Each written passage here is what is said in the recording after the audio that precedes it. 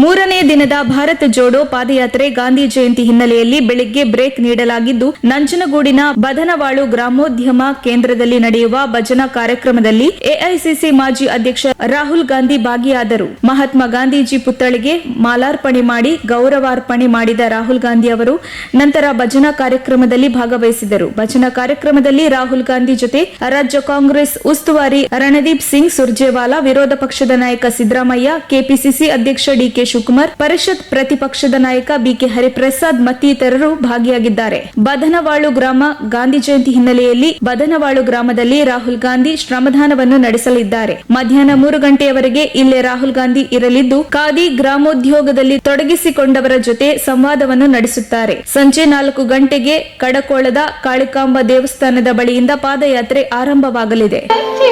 ಸುಖಂ ಪರಮಹಂಸ ಗತಿಂ ತುರೀಯಂ ಯತ್ ಸ್ವಪ್ನ ಜಾಗರ ಸುಮತ್ತವೈತಿ ನಿತ್ಯಂ ತದ್ಬ್ರಹ್ಮ ನಿಷ್ಕಲಮಹಂ ನ ಚಲೋ